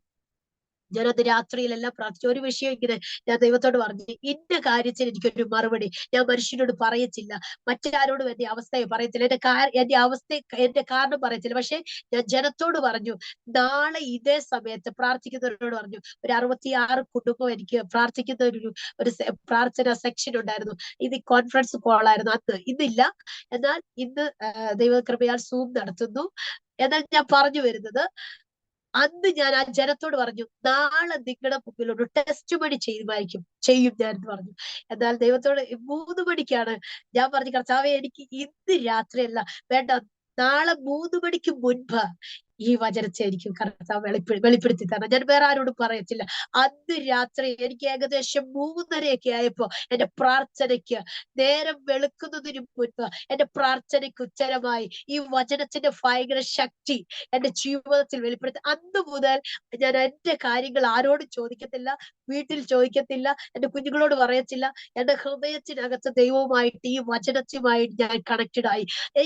ഇന്ന് പകല് എന്നെ കേൾക്കുന്ന ദൈവജനത്തോട് ഞാൻ ആത്മാവിൽ പറയുന്നു, നമ്മുടെ ജീവിതത്തിൽ വിശ്വാസത്തെ വർദ്ധിക്കുവാൻ ഈ ദൈവം നമുക്ക് വേണ്ടി ഇറങ്ങി വന്ന് പ്രവർത്തിപ്പാൻ, മനുഷ്യനേക്കാൾ ഇറങ്ങി വന്ന് പ്രവർത്തിപ്പാൻ കഴിവുള്ളവൻ. മോശ പറയുന്നുണ്ടല്ലോ, ഒരു സ്നേഹിതനെ പോലെ സംസാരിക്കുന്നവൻ. പുറപ്പാട് പുസ്തകത്തിലേക്ക് വരുമ്പോ നമുക്കറിയാൻ കഴിയുന്നു, പുറപ്പാട് പുസ്തകം 33-ാം അധ്യായത്തിൽ നമുക്ക് കാണുന്നു, ഒരു സ്നേഹിതനെ പോലെ 11-ാം വാക്യം, അവനെന്ത് ദൈവാത്മാ പറയുന്നത് ഇങ്ങനെയാ, ഒരു സ്നേഹിതനെ പോലെ സംസാരിക്കുന്ന, താൻ തന്റെ സ്നേഹിതനോട് സംസാരിക്കുന്നത് പോലെ അഭിമുഖമായി മോശെ അഭിമുഖമായി സംസാരിച്ചു എന്ന് പറയാം. ഒരു സ്നേഹിതരെ പോലെ സംസാരിക്കുവാൻ നമ്മുടെ അവസ്ഥ ഇതിപ്പോ ഞാൻ ഇങ്ങനെ നിങ്ങളോട് സംസാരിക്കുന്നത് പോലെ, നിങ്ങളോട് പറയുന്നത് പോലെ, നിങ്ങൾ എന്നോട് കേൾക്കുന്നത് പോലെ നമ്മുടെ കർത്താവിനോട് നമ്മുടെ ഹൃദയത്തെ തുറന്നു പറയാൻ, നമ്മുടെ കർത്താവിനോട് നമ്മുടെ ഹൃദയത്തെ തുറന്നു പറയാൻ ദൈവം സഹായിക്കും. എന്റെ ദൈവം ബലപ്പെടുത്തുന്നു. എങ്ങനെയെങ്കിൽ നിങ്ങളെ ബലപ്പെടുത്തുവാൻ. ഏത് വിഷയത്തിൽ നിങ്ങൾ ഭാരപ്പെടുന്നത്,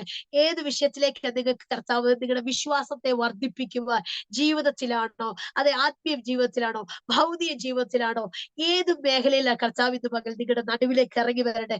ആത്മാവിലൊന്ന് കർത്താവിനോട് പറ, കർത്താവെ ആ സിസ്റ്ററെ ആ വിശ്വാസത്തിലെ ഉറപ്പിച്ചതുപോലെ കർത്താവ് ഇന്ന് പകൽ എന്നെ ഒന്ന് ഉറപ്പിക്കണമെന്ന്, ആശയ്ക്ക് വിരോധമായി ആശയോടെ വിശ്വസിച്ചതുപോലെ, അതവന് നീതിയായി കണക്കിട്ടതുപോലെ ഇന്ന് പകൽ കർത്താവ് ചിലതിന്മേൽ ഞാനിത് പറഞ്ഞുകൊണ്ടിരിക്കും, എന്നോട് ദൈവാത്മ പറഞ്ഞു, അഭിഷക്തനെ ചിലതിന്റെ മേൽ കർത്താവ് വിടുതൽ അയക്കാൻ പോകുക. വലിയ ദൈവിക വിടുതലുകൾ, ഡെലിവറൻസുകൾ പരിശുദ്ധാത്മ തരുമെന്ന് എന്നോട് പരിശുദ്ധാത്മ പറയുന്നു. ഹൃദയത്തിനകത്ത് വിശ്വസിക്കുവാൻ തക്കവണ്ണമായി ചില ദൈവിക പ്രവൃത്തികൾ കർത്താവ് ചെയ്യുമെന്ന് എന്നോട് ദൈവാത്മ പറയുന്നു. പിന്നെ എന്റെ ജീവിതത്തിലെ അനുഭവം രോഗസൗഖ്യമാണ്. എന്റെ അനുഭവമെല്ലാം അങ്ങനെയാ, രോഗസൗഖ്യ, അദൈവതീയ സൗഖ്യദായകനായ കർത്താവ്. അപ്പോ എന്റെ ജീവിതത്തിൽ ഒരു വലിയ 2-3 അനുഭവങ്ങൾ എനിക്ക് പറയാൻ പറ്റൂ. ഒന്നാമത്തത്, എനിക്കൊരു വലിവുണ്ടായിരുന്നു. എന്നെ കേൾക്കുന്നവർ കഫക്കെട്ടും വലിവൊക്കെ ആയിട്ട് ഇരിക്കുന്നവർ എന്നെ കേൾക്കുന്നുണ്ടെങ്കിൽ നിങ്ങൾക്ക് കർത്താവ് വിടുതലയക്കും. എന്റെ ജീവിതത്തിൽ ഞാൻ മരണത്തോട് മല്ലടിച്ച് ഹോസ്പിറ്റലിൽ ഡോക്ടർ പറഞ്ഞു ഇൻഹേലർ വലിക്കാതെ നിന്റെ ജീവിതകാലം മുഴുവൻ ഇൻഹേലർ വലിക്കണമെന്ന് പറഞ്ഞൊരു സമയമുണ്ട്. പക്ഷേ ഞങ്ങൾ ചേർന്ന് പ്രാർത്ഥിക്കാൻ തുടങ്ങി. പ്രാർത്ഥനയിൽ കർത്താവ് ശക്തമായ മറുപടി തന്നു, എന്നെ സൗഖ്യമാക്കി. മരണത്തിനും ജീവനും നടുവിൽ ഒരു പിടിവലി പോലെ ഞാൻ ഇങ്ങനെ പാസ്റ്ററോട് കുഞ്ഞുങ്ങളോട് പറഞ്ഞു, ഒരു സെക്കൻഡിനുള്ളിൽ ഞാൻ പോകും. അതുപോലൊരു സാഹചര്യം എനിക്കറിയാം. മരണം എന്റെ മുൻപിൽ വന്ന ഒരു സാഹചര്യം. എനിക്ക് വലിവെന്ന് പറഞ്ഞാൽ എന്റെ തല ചെന്ന് ഉള്ളംകാലെ ചെന്ന് തട്ടുന്നത് പോലെ, ഞാൻ വിരലെ ചെന്ന് ഇടിക്കുന്നത് പോലെ കുനിഞ്ഞു കൂരി പോകുമായിരുന്നു. അതുപോലത്തെ ഒരു വേദനയായിരുന്നു. അന്ന് ഞാൻ ദൈവത്തോട് പറഞ്ഞു, കർത്താവേ നീ എന്നെ സ്നേഹിക്കുന്നുണ്ടെങ്കിൽ, ഞാൻ നിന്നെ ആത്മാർത്ഥമായി സ്നേഹിക്കുന്നു, ഞാൻ നിന്നോട് കൂടെയാ, നീ എന്റെ കൂടെ ഉണ്ടെങ്കിൽ, നീ എന്റെ ഒരു അപ്പനാണെങ്കിൽ, നീ എന്നെ സ്നേഹിക്കുന്നുണ്ടെങ്കിൽ എന്റെ ഈ വേദനയൊന്ന് മാറ്റണം. എനിക്കറിയാം. ഞാൻ അങ്ങനെ പറഞ്ഞപ്പോ എന്റെ കർത്താവിന്റെ ആ വേദന എനിക്ക് സഹിക്കാൻ മേലാത്ത, അല്ലെ എന്നെ കൊണ്ട് നിയന്ത്രിക്കാൻ കഴിയാത്ത വേദന, ആ വലിവിന്റെ ആ വേദനയെ കർത്താവ് മാറ്റി. ഒപ്പം തന്നെ എന്നെ സൗഖ്യമാക്കി. പൂർണ്ണമായി ആ ഒരു വിഷയത്തിന്മേൽ കർത്താവ് എന്നെ വിടുതലയച്ചു. ഇപ്പൊ എനിക്ക് അങ്ങനെ ഒരു രോഗം എന്റെ ജീവിതത്തിൽ ഇല്ല. ഇന്ന് പകൽ എന്നെ കേൾക്കുന്നവർ ഈ ശ്വാസം മുട്ടലോടെ ഇരിക്കുന്നുണ്ടെങ്കിൽ യേശുവിന്റെ നാമത്തെ നിങ്ങളെ സൗഖ്യമാക്കും. യേശുവിന്റെ നാമത്തെ അടിപ്പിണരുകളാൽ നിങ്ങൾക്ക് സൗഖ്യം വന്നിരിക്കുന്നു. ശ്വാസം മുട്ടലും തുമ്മലും ഈ ജലദോഷത്താലൊക്കെ ഭാരപ്പെടുന്നവർ വളരെ ഈ ദിവസങ്ങളിൽ ദൈവാത്മ പറഞ്ഞു, നിങ്ങളുടെ ജീവിതത്തെ ഇത് പകൽ തൊടുന്ന പകല. യേശുവിന്റെ നാമത്തിൽ സംഭവിക്കട്ടെ. ദൈവിക കരം വിടുതലായി സംഭവിക്കട്ടെ.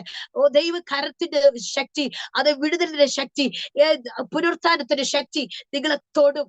എന്നെ തൊട്ട ദൈവം, എന്നെ വിടുവിച്ച ദൈവം നിങ്ങളെ സൗഖ്യമാക്കാൻ എന്റെ കർത്താവ് ശക്തനാ. യേശുവിന്റെ നാമത്തിൽ സൗഖ്യമാകട്ടെ. യേശുവിന്റെ നാമത്തിൽ ദൈവിക വിടുതൽ സംഭവിക്കാൻ. നിങ്ങൾ ഏതു സാഹചര്യത്തിലാണോ ഇതുപോലെ മരണത്തോട് മല്ലുപിടിക്കുന്നത്, അത് നമുക്ക് തനിയെ നിൽക്കാൻ കഴിയാതെ ജീവിതത്തിനകത്ത്, ഞാൻ ഈ വലിവിനോട് അനുബന്ധിച്ച് പറയാൻ ആഗ്രഹിക്കുന്നു. എന്റെ ശരീരത്തിൽ വെള്ളം തൊടാൻ പറ്റത്തില്ലായിരുന്നു. വെള്ളം തൊടാൻ 21 ദിവസം വെള്ളം തൊടാൻ പറ്റത്തില്ലാതെ ശരീരം പൊട്ടിയ ഒരവസ്ഥയുണ്ടായിരുന്നു. വെള്ളം തൊട്ടാ പെട്ടെന്ന് വലിവ്. എന്നാൽ ദൈവം അതിനകത്തുനിന്ന് എന്നെ വിടുവിച്ചു. തണുത്ത അനുഭവത്തിലൂടെ പോകാൻ പറ്റത്തില്ലാത്തവരെന്നെ കേൾക്കുന്നുണ്ടോ? ജീവിതത്തിനകത്ത് ദൈവം കാലാവസ്ഥയെ അനുകൂലമാക്കി തരുന്ന ഒരു ദൈവത്തിന്റെ സാന്നിധ്യം എന്റെ ശരീരത്തിന്റെ സാഹചര്യം അനുസരിച്ച്, എന്റെ ഈ ഇവിടുത്തെ ഇടുക്കി കാലാവസ്ഥ എന്ന് പറഞ്ഞാൽ ഭയങ്കര തണുപ്പാ. പക്ഷെ അതിനെ അതിജീവിപ്പാൻ തക്കവണ്ണം ദൈവം എന്നെ സഹായിച്ചു. അങ്ങനെയെങ്കിൽ ഇന്ന് മകൻ ഞാനിത് പറയുന്ന എന്റെ ചെറിയ സാക്ഷ്യമാണെങ്കിലും അത് നിങ്ങളുടെ ജീവിതത്തിൽ അനുഭവമായി തീരും. ഏത് സാഹചര്യത്തിൽ നിങ്ങൾ ഭാരപ്പെടുന്നോ ദൈവം നിങ്ങളെ ഇന്ന് പകൽ സൗഖ്യമാക്കും. പിന്നെ ഒരു അനുഭവം, ഞാൻ മെഡിസിൻ എടുക്കത്തില്ല. അങ്ങനെ മെഡിസിൻ എടുക്കാത്ത ഒരു വ്യക്തിയാ. ദൈവം എന്നെ സൗഖ്യമാക്കിയതിന് ശേഷമാണ്. കാരണം മെഡിസിൻ എടുക്കുമ്പോൾ എന്റെ ശരീരത്തിൽ അത് ക്രിയ ചെയ്യുന്നില്ല എന്ന് എനിക്ക് മനസ്സിലായി. കൂടുകയല്ലാതെ കുറയുന്നില്ലായിരുന്നു. ഇത് മെഡിസിൻ എടുക്കരുതെന്നല്ല ഞാൻ പറയുന്നത്. നിങ്ങൾ മെഡിസിൻ ഞാൻ അങ്ങനെ എടുക്കുന്നില്ലെന്ന് വെച്ച് നിങ്ങളോട് എടുക്കരുതെന്നല്ല ഞാൻ പറയുന്നത്. പക്ഷെ സൗഖ്യമാക്കുന്ന ഒരു ദൈവം ഉണ്ട്. പ്രാർത്ഥനയിൽ എന്നെ കർത്താവ് വിടുവിച്ചു. അപ്പൊ വിടുവിക്കുന്ന ഒരു ദൈവത്തിന്റെ കരം. പിന്നെ ഈ കൊറോണ ടൈമില് പെട്ടെന്ന് ഒരു മീറ്റിംഗ് അല്ല, ഒരു ഇവിടുത്തെ ഈ മുള എന്നാന്നറിയാമോന്ന് എനിക്കറിയത്തില്ല. ഞങ്ങളുടെ ഇവിടെ പറയുന്നത് ഇല്ലി എന്നാ. ഇല്ലി വെട്ടാനായിട്ട് ഞാൻ പെട്ടെന്ന് കയറിപ്പോയി. ഇല്ലി വെട്ടിക്കൊണ്ടിരുന്ന സമയത്ത് അതിന്റെ ഒരു കൊമ്പ് എന്റെ മൂക്കിനകത്ത് അടിച്ചു കയറി. അറിയാതെ അടിച്ചു കയറിയത്, ഇങ്ങനെ 2-3 പ്രാവശ്യം അടിച്ചു കയറി. അത് ശരിക്ക് വലിച്ചിങ്ങനെ ഊരിയെടുക്കായിരുന്നു. ശരിക്കും ബ്ലഡ് അങ്ങോട്ട് നിൽക്കുന്നില്ല. പെട്ടെന്ന് ഞാനൊരു ദൈവദാസിയെ വിളിച്ച് പ്രാർത്ഥിക്കാൻ പറഞ്ഞു.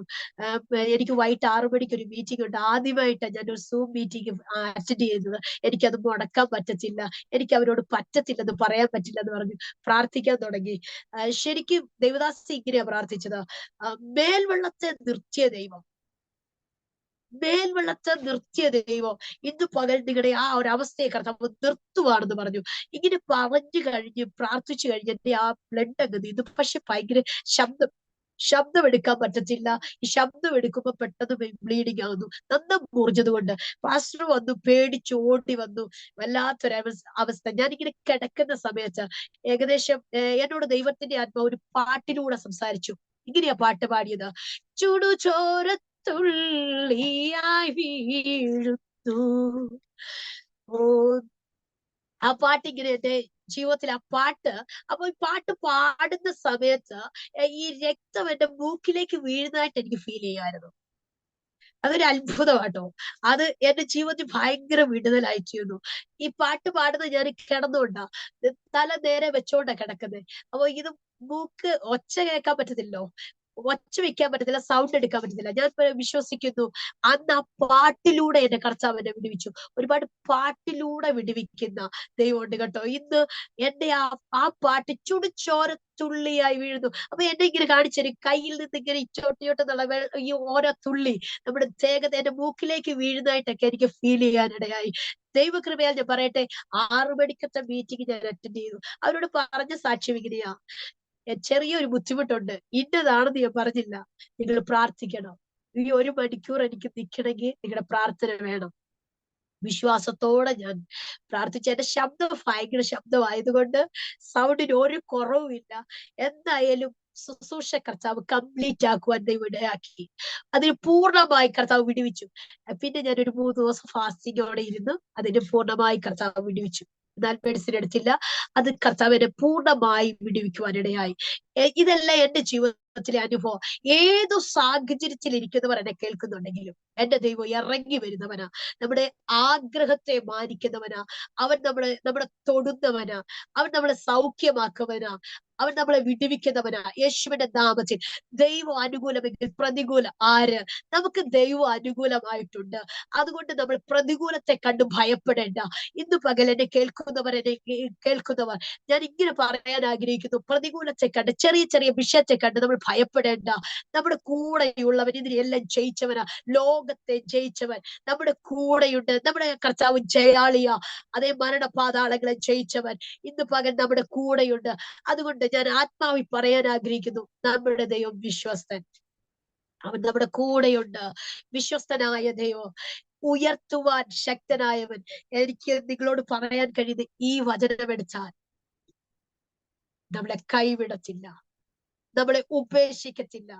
നമ്മളെ ഉയർത്തുവാൻ, നമ്മളെ തല ഉയർത്തുവാൻ, നമ്മളെ മാനിക്കുവാൻ. മനുഷ്യൻ നിന്ദിക്കുമ്പോഴും, മനുഷ്യൻ പരിഹസിക്കുമ്പോഴും, മനുഷ്യൻ മാറ്റി നിർത്തുമ്പോഴും, മനുഷ്യൻ ഒറ്റപ്പെടുത്തുമ്പോഴും ഈ ദൈവം നമ്മുടെ കൂടെ ഇരുന്ന് അന്ത്യം വരെ. അതുകൊണ്ട് ദൈവവചനം പറയുന്നത്, അന്ത്യം വരെ വഴി നടത്താൻ കഴിവുള്ളവൻ, നരയ്ക്കുവോളം ചുമക്കാൻ കഴിവുള്ളവൻ നമ്മുടെ കൂടെയുണ്ട്. നമ്മുടെ കൂടെയുള്ളവൻ ഇന്ന് പകൽ നമ്മുടെ കൂടെയുണ്ട്. അതുകൊണ്ട് ഞാൻ വിശ്വസിക്കുന്നു നിങ്ങളുടെ ജീവിതത്തിൽ ഇത് ഒരു അനുഗ്രഹമായി തീരും.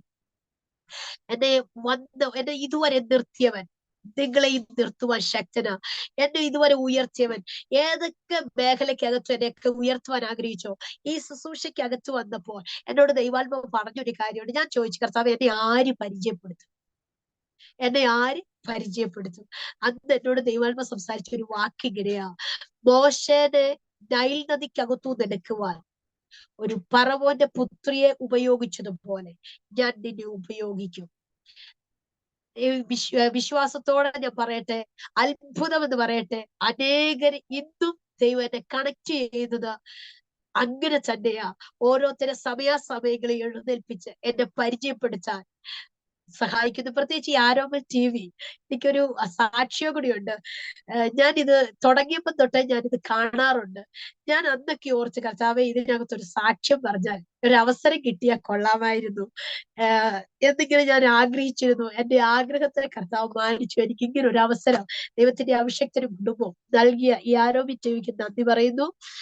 ഇത്രയും നേരം എന്നെ കേട്ടുകൊണ്ടിരുന്ന എല്ലാ മക്കൾക്കും നന്ദി പറയുന്നു. ആമേൻ.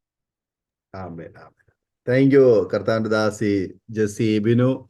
അനുഗ്രഹീതമായ ജീവിതാനുഭവങ്ങളും ദൈവം നടത്തിയ നാൾ വഴികളെ കുറിച്ചുള്ളതായ ആ നല്ല സാക്ഷ്യം അരോമ TVയിലെ പ്രേക്ഷകരോടൊപ്പം പങ്കുവച്ചതിന് കർത്താവിന്റെ ദാസിയുള്ളതായ നന്ദിയും സ്നേഹവും അറിയിക്കുന്നു. കർത്താവ് ശക്തമായി വീണ്ടും ഉപയോഗിക്കട്ടെ എന്ന് ഞങ്ങൾ ആശംസിക്കുന്നു, പ്രാർത്ഥിക്കുന്നു. ഒരു ഒരു ഒരു പ്രത്യേക ഒരു പശ്ചാത്തലത്തില് കർത്താവിന് വേണ്ടി ദൈവം വിളിച്ച് വേർതിരിച്ച ആ ഒരു അനുഭവം എന്ന് പറയുമ്പോൾ അത് എല്ലാവരുടെയും ജീവിതത്തിൽ വ്യത്യസ്തമായ അനുഭവങ്ങളാണ്. ഓരോരുത്തരെയും ദൈവം ഓരോ നിലയിലാണ് വിളിച്ച് വേർതിരിച്ച കർത്താവിന്റെ രാജ്യത്തിന് വേണ്ടി ദൈവം ഉപയോഗിച്ചു കൊണ്ടിരിക്കുന്നത്. അങ്ങനെ കർത്താവിന്റെ ദാസി ജെസ്സി സിസ്റ്ററിനെയും ദൈവം വിളിച്ച് വേർതിരിക്കുവാനും ഒരു സന്ദർഭത്തില് നമ്മുടെ പരിമിതി കൊണ്ടോ നമ്മുടെ അറിവില്ലായ്മ കൊണ്ടോ നമ്മുടെ സാഹചര്യം കൊണ്ടോ എനിക്ക് കഴിയത്തില്ല എന്നുള്ള ആ ഒരു ഒരു ഒരു ഒരു നാണം ഉള്ള ഒരു അനുഭവം, ജീവിതത്തിൽ ഒരുപാട് ലജ്ജ നമ്മുടെ ജീവിതത്തിൽ ഉണ്ടായി. നമ്മൾ പലപ്പോഴും ഒരു സ്തോത്രം പറയാനോ ഹല്ലേലൂയ പറയാനോ യേശു എന്ന് പറയുവാനോ പരസ്യമായിട്ട് മറ്റുള്ളവരുടെ മുന്നിൽ വരുവാനോ ഒക്കെ ഒരു പക്ഷെങ്കിൽ നമുക്ക് മടിയുള്ളവരായിരിക്കാം. അതിനൊക്കെ കാരണമെന്ന് പറയുന്നത് നമ്മൾ വളർന്നു വന്ന സാഹചര്യമാണ്. നമുക്ക് അതിന് അനുകൂലമായ ഒരു സാഹചര്യമായിരുന്നില്ല. അതുകൊണ്ട് നമ്മൾ അങ്ങനെയൊക്കെ പറയാൻ മടിക്കുന്നു.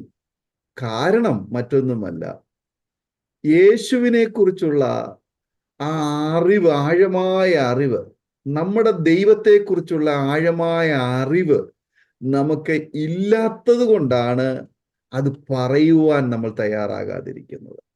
എന്നാൽ യേശു ആരാണെന്ന് അല്ലെങ്കിൽ ദൈവം ആരാണെന്നുള്ള ഒരറിവ് നമുക്ക് വന്നു കഴിയുമ്പോൾ നമുക്ക് ആ ദൈവത്തെ സാക്ഷിക്കുവാനും പറയുവാൻ ഒരിക്കലും നമ്മൾ ലജ്ജിക്കത്തില്ല.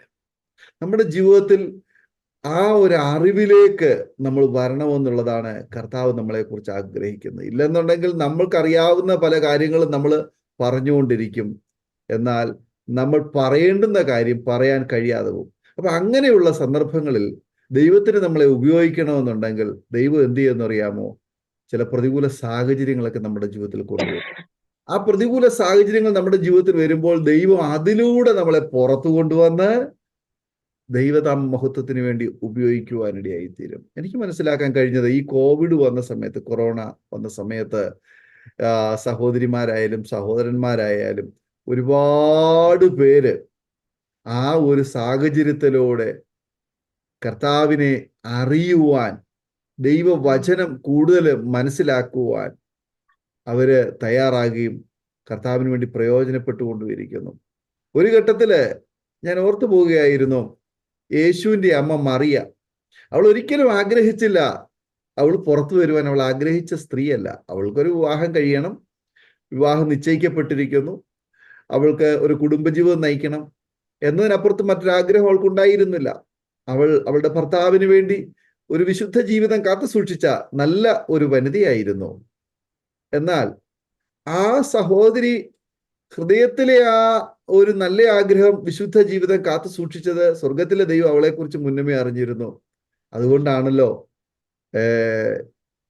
ദൈവം തൻ്റെ ദൂതനെ ഈ മറിയയുടെ അടുക്കലേക്ക് അയക്കുന്ന ആ ഒരു സാഹചര്യം നമുക്കറിയാം. അവളോട് ദൂതൻ പറയുമ്പോഴൊക്കെ അവൾക്കത് വിശ്വസിക്കുവാനും അംഗീകരിക്കുവാനും കഴിഞ്ഞില്ല. പക്ഷെ ഇത് എങ്ങനെ സംഭവിക്കും എന്നുള്ളൊരു ചോദ്യം അവൾ ചോദിക്കുന്നുണ്ട്. ദൂതൻ പറയുന്നു, ദൈവത്തിന് അസാധ്യമായിട്ടൊന്നുമില്ല, ദൈവത്തിന്റെ പരിശുദ്ധാത്മാവിനാൽ അത് സംഭവിക്കും. ദൈവത്തിന്റെ പരിശുദ്ധാത്മാവിനാൽ അത് സംഭവിക്കും. നമ്മുടെ ഓരോരുത്തരുടെയും ജീവിതത്തില് നമ്മുടെ അറിവുകൾ എന്ന് പറയുന്നത് നമ്മളെ പലപ്പോഴും നമ്മളെ പുറകോട്ട് മാറ്റി നിർത്തുന്നതാണ്, പരിമിതിയുള്ളതാണ്. അറിവിനും അപ്പുറത്ത് പ്രവർത്തിക്കുന്ന, നമ്മെ വേറൊരു ലെവലിലേക്ക് കൊണ്ടെത്തിക്കുന്ന ഒന്നാണ് ദൈവത്തിന്റെ പരിശുദ്ധാത്മാവ്. അതുകൊണ്ടാണ് കർത്താവായ യേശു ക്രിസ്തു കൂടെ നടന്ന ശിഷ്യന്മാർ 3.5 വർഷം ശിഷ്യന്മാരെ കൂടെ നടന്നു. പക്ഷെ അവരുടെ ജീവിതം, അവര് ആയിരിക്കുന്ന ആ പശ്ചാത്തലത്തിൽ നിന്ന് അവർ പുറത്തേക്ക് വരാനെ കൊണ്ടോ അവർക്ക് ഒരു ശുശ്രൂഷിക്കുവാനുള്ളതായ ഒരു കഴിവ് അവരിൽ പലപ്പോഴും ഇല്ലായിരുന്നു. അതുകൊണ്ടാണ് കർത്താവ് അവരോട് പറഞ്ഞത്, എന്നാൽ പരിശുദ്ധാത്മാവ് നിങ്ങളുടെ മേൽ വരുമ്പോൾ നിങ്ങൾ ശക്തി ലഭിച്ചിട്ട് യെരുശലേമിൽ, യഹൂദിയയിൽ, എല്ലായിടത്തും ഭൂമിയുടെ അറ്റത്തോളം എൻ്റെ സാക്ഷികളാവും.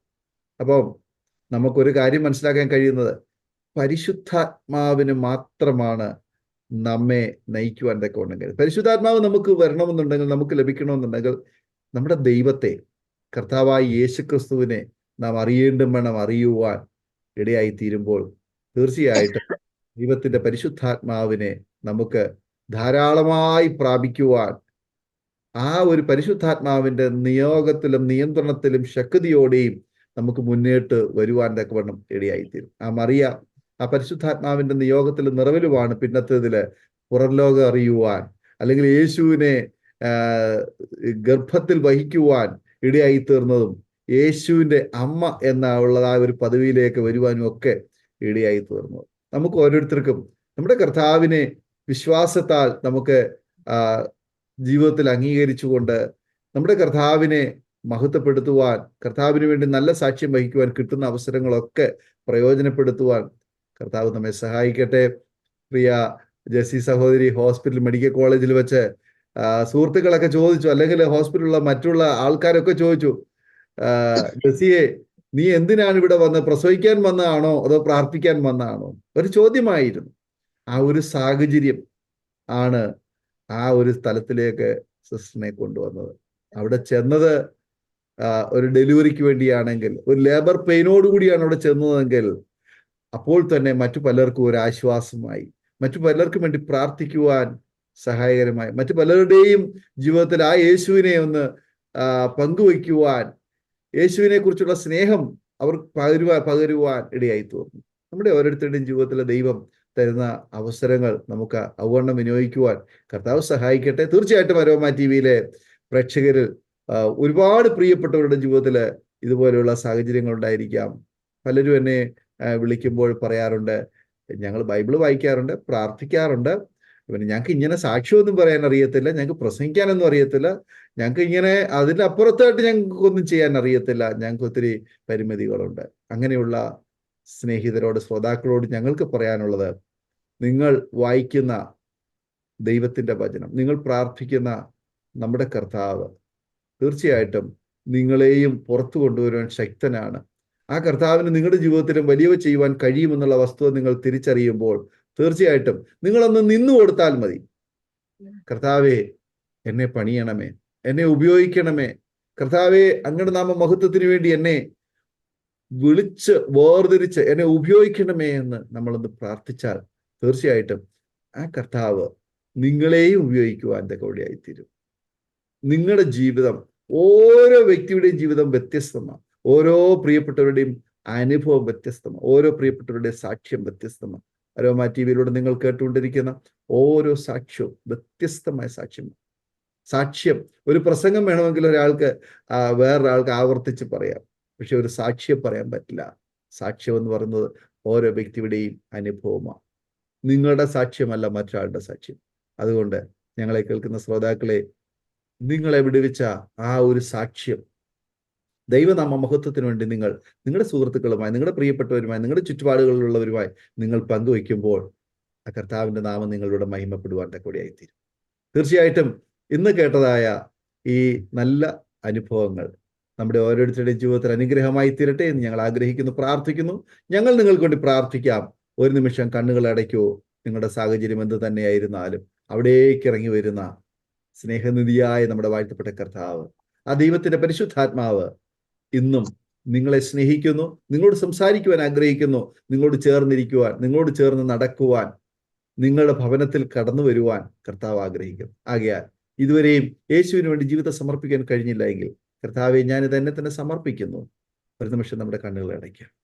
ആ കർത്താവിന് വേണ്ടി നമ്മുടെ ഹൃദയങ്ങളെ, നമ്മുടെ ജീവിതത്തെ, നമ്മുടെ ഭവനത്തെ നമുക്ക് തുറന്നു കൊടുക്കാം. കർത്താവ് നമ്മിലേക്ക് ഇറങ്ങി വരട്ടെ. നമ്മൾ ഒരുമിച്ച് സ്തോത്രം ചെയ്ത് പ്രാർത്ഥിക്കുമ്പോൾ അരോമ ടിവിയിലെ ശ്രോതാക്കൾക്ക് വേണ്ടിയിട്ട് കർത്താവിന്റെ ദാസി സിസ്റ്റർ ജെസ്സി ആമേൻ. ഒരു വാക്കിൽ പ്രാർത്ഥിക്കും. ആമേൻ. കർത്താവ് നമ്മെ അനുഗ്രഹിക്കുമാറാകട്ടെ. പ്രാർത്ഥിക്കാം. സ്വർഗീയ പിതാവേ, ഈ നല്ല സമയത്തെ ഓർത്ത് നന്ദി നിറഞ്ഞ ഹൃദയത്തോടെ സ്തോത്രം ചെയ്യുന്നു. ഞങ്ങളെ കണ്ടുകൊണ്ടിരിക്കുന്ന ദൈവജനത്തെ ഓർത്ത് സ്തോത്രം ചെയ്യുന്ന കർത്താവേ, ഇന്നത്തെ കർത്താവ് സാക്ഷ്യം അത് കുഞ്ഞുങ്ങളുടെ ജീവിതത്തിൽ വലിയ അനുഗ്രഹമായി തീരട്ടെ. അപ്പൊ തലമുറകൾക്ക് വേണ്ടി സ്തോത്രം. ഞാൻ കടന്നുപോയ മേഖലയ്ക്കകത്തൂടെ ഭാരപ്പെടുന്നവരെന്നെ ഇന്ന് പകൽ കേൾക്കുന്നുണ്ടെങ്കിൽ പരിശുദ്ധാത്മാവേ, ഹോസ്പിറ്റലിൽ എന്തു ചെയ്യണമെന്നറിയാതെ കർത്താവെ അസാധ്യമായി നിൽക്കുന്ന മേഖലയ്ക്കകത്ത് ദൈവത്തിന്റെ കരം തൊടേണ്ടതിനായി പ്രാർത്ഥിക്കുന്നു. തലമുറ ഇല്ലാത്തവരെ ഓർത്ത് സ്തോത്രം. തലമുറ ഉണ്ടായിട്ട് കർത്താവെ അത് കോംപ്ലിക്കേറ്റ് ആയിരിക്കുന്ന വിഷയത്തെ ഓർത്ത് സ്തോത്രം. യേശുവിന്റെ നാമത്തിൽ എന്നെ വിടുവിച്ച അതേ ദൈവത്തിന്റെ കരം ഇന്നു പകൽ വിടുവിക്കേണ്ടതിനായി കർത്താവെ നീ അവിടുത്തെ സഹായിക്കണം. യേശുവിന്റെ നാമത്തിൽ ദൈവിക സാന്നിധ്യം ഉണ്ടാകണം. ആത്മീയ, ഭൗതിക, മാനസിക, ശാരീരികമായ എല്ലാ മേഖലയ്ക്കകത്തും ദൈവിക സാന്നിധ്യം ഇറങ്ങട്ടെ കർത്താവെ. ഏതൊക്കെ വിഷയത്തിന്മേൽ എന്റെ കുഞ്ഞുങ്ങൾ ഭാരപ്പെടുന്നോ ഇന്ന് പകൽ അങ്ങയുടെ അദൃശ്യമേറിയ സാന്നിധ്യം യേശുവിന്റെ നാമത്തിൽ തൊടട്ടെ. യേശുവിന്റെ നാമത്തിൽ ദൈവിക സാന്നിധ്യം ഇപ്പോൾ വെളിപ്പെടട്ടെ. അധികാരത്തോടെ കൽപ്പിക്കുന്നു. അകത്തു വരുമ്പോൾ അനുഗ്രഹിക്കപ്പെടും, പുറത്ത് പട്ടണത്തിൽ അനുഗ്രഹിക്കപ്പെടും, വയലിൽ അനുഗ്രഹിക്കപ്പെടും. വാലല്ല തലയാക്കുമെന്ന് ഉയർച്ച തന്നെ പ്രാപിക്കും, താഴ്ച പ്രാപിക്കത്തില്ല എന്ന് പറഞ്ഞ് ദൈവത്തിന്റെ വചനത്തെ കർത്താവ് ജനത്തിലേക്ക് കൈമാറിയിരിക്കുന്നു. സാന്നിധ്യമുണ്ടാണ്. സമാധാനം നൽകണം. കൃപയും സമാധാനവും നൽകട്ടെ. ജനത്തിന് മേൽ വലിയ സമാധാനം ഉണ്ടാകട്ടെ. സമാധാനത്തോടെ ആയിരിക്കാൻ സഹായിക്കും. യേശുവിന്റെ നാമത്തിൽ ഒരിക്കൽ കൂടി ജനത്തെ അനുഗ്രഹിക്കുന്നു. പ്രാർത്ഥന കേട്ടിക്കാൻ നന്ദി. യേശുവിന്റെ നാമത്തിന്റെ ആമേൻ. ആമേൻ. ആമേൻ. ആമേൻ. ആമേൻ. സ്തോത്രം. വളരെ നന്ദി കർത്താവിന്റെ സിസ്റ്റർ ജെസി ബിനു. ഇത്രത്തോളം സമയം അരോമ ടിവിയിലെ പ്രേക്ഷകരോടൊപ്പം വിലപ്പെട്ട സമയങ്ങൾ ചെലവഴിച്ച് അനുഗ്രഹിക്കപ്പെട്ട സാക്ഷ്യം പങ്കുവച്ചതിന് കർത്താവിന്റെ ദാസികളുടെ നന്ദി, സ്നേഹം അറിയിക്കുന്നു. ദൈവം ധാരാളം അനുഗ്രഹിക്കുമാറാകട്ടെ. അതുപോലെ ശ്രോതാക്കളായ പ്രിയപ്പെട്ടവരോട് ഞങ്ങൾക്ക് പറയാനുള്ളത്, നിങ്ങൾക്ക് ഈ സാക്ഷ്യം അനുഗ്രഹമായി തീർന്നുവെങ്കിൽ തീർച്ചയായിട്ടും നിങ്ങളുടെ സുഹൃത്തുക്കൾ കൂടി ഷെയർ ചെയ്ത് കൊടുക്കുക. അവരും കേൾക്കട്ടെ, അനുഗ്രഹിക്കപ്പെട്ട് ദൈവനാമം അതിലൂടെ മഹിമപ്പെടുവാൻ മുഖാന്തരമാകുമല്ലോ. നിങ്ങൾക്കൊരു പ്രാർത്ഥനാ വിഷയമുണ്ട്, ഞങ്ങളുമായി ബന്ധപ്പെടുവാൻ ആഗ്രഹിക്കുന്നുവെങ്കിൽ സ്ക്രീനിൽ കാണുന്ന നമ്പറിൽ ഇന്ന് തന്നെ ഞങ്ങളെ വിളിക്കുകയോ വാട്സപ്പ് ചെയ്യുകയോ ചെയ്യുക. ദൈവം നിങ്ങളെ അനുഗ്രഹിക്കട്ടെ. ഞങ്ങൾ നിങ്ങൾക്ക് വേണ്ടി പ്രാർത്ഥിക്കാം. വീണ്ടും കാണുന്നവരെയും എല്ലാവർക്കും good bye. God bless you all. ഓർമ്മയുടെ മനോരഥത്തിൽ മായാത്ത ഓർമ്മയ്ക്കായി അരോമ മാട്രിമോണിയിൽ നിന്നും ജീവിത പങ്കാളിയെ കണ്ടെത്തൂ. നിങ്ങൾ ഒരു ക്രിസ്തീയ ജീവിത പങ്കാളിയെ അന്വേഷിക്കുകയാണോ? അതോ മക്കൾക്ക് അനുയോജ്യമായ ഒരു തക്ക തുണയ്ക്ക് വേണ്ടി പ്രാർത്ഥിക്കുന്ന വ്യക്തിയാണോ? എങ്കിൽ അരോമ മാട്രിമോണി നിങ്ങൾക്ക് വേണ്ടിയാണ്. ഇന്നു തന്നെ സൗജന്യമായി രജിസ്റ്റർ ചെയ്യൂ. അരോമ മാട്രിമോണിയുടെ പ്രത്യേകതകൾ: രജിസ്ട്രേഷൻ തികച്ചും സൗജന്യം. ലോകത്തെവിടെയുമുള്ള അനുയോജ്യമായ ക്രിസ്തീയ ജീവിത പങ്കാളിയെ തിരഞ്ഞെടുക്കാം. വിവാഹം നടക്കുന്നതുവരെ സർവീസ് ലഭിക്കുന്നു. ഏറ്റവും ചെറിയ പാക്കേജുകളും തിരഞ്ഞെടുക്കാം. അരോമ മാട്രിമോണി നിങ്ങൾക്കായി ഒരുക്കുന്നു വിവാഹം പരമാനന്ദം. Email aroma matrimony2020@gmail.com